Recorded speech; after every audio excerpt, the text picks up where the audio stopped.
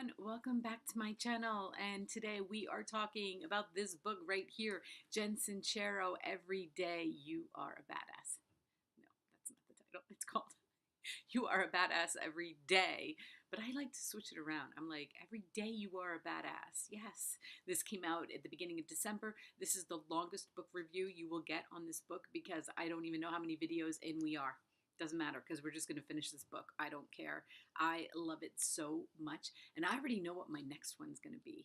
I like taking these self-help books and doing them. And I think I already know what the next one's going to be. But doesn't matter. We are finishing this one. And I am going to show you on the screen the little blurb that we're going to be talking about today. When you succumb to fear, you are under the illusion that you can predict the future. What? I'm going to read it again.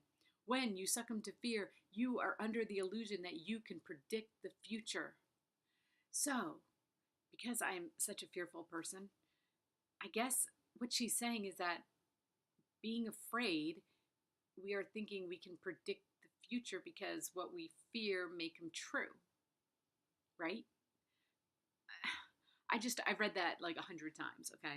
And I'm like, all right, so Jen, let's just pretend I'm speaking to Jen. So Jen, what you're saying is that when we are afraid of something, we're acting as if we're smart enough to predict what could possibly happen. Okay, let's see. Let's try to break it down. If you're a mom like me and you have a fear of your children getting hurt, okay, like banging into corners, you know how when you're like banging into corners when they're just walking and, it's almost like you can see it happening. So then you make sure there are no sharp corners. And I guess that's what she's saying is like, we think we can see them and like we're trying to predict the future. Like, oh my God, they're going to hit the table, or they're going to fall. They're going to get hit by a car. They're going to, whatever that fear is, we're acting like we know better. And that's how I'm taking it. I don't know. And then I was trying to think like, I can be a hypochondriac.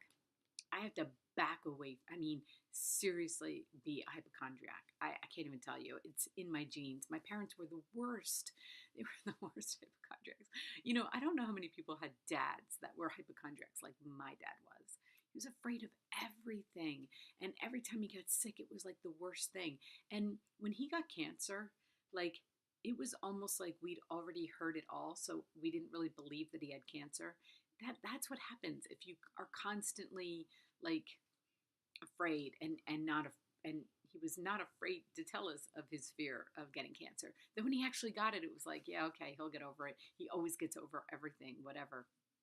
But it's predicting the future. So it's like if you don't want that fear to come true, you shouldn't have that fear, right? Like if you don't want it to come true.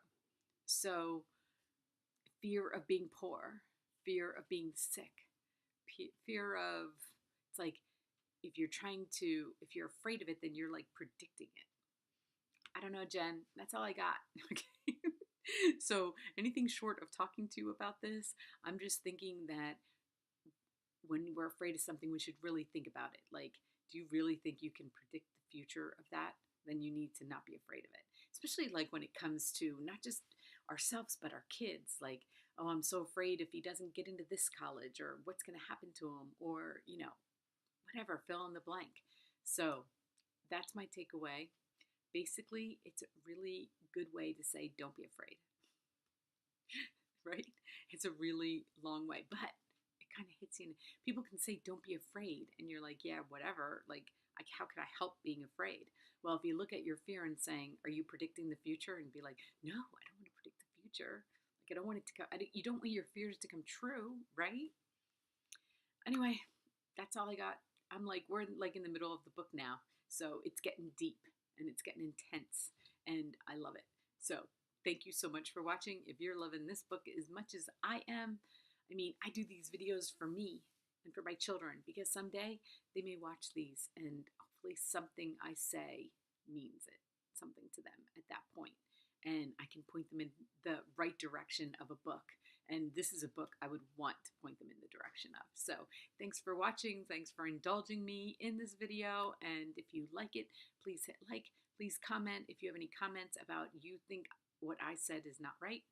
I'd love to hear what your interpretation of that is. Have a great day, everyone.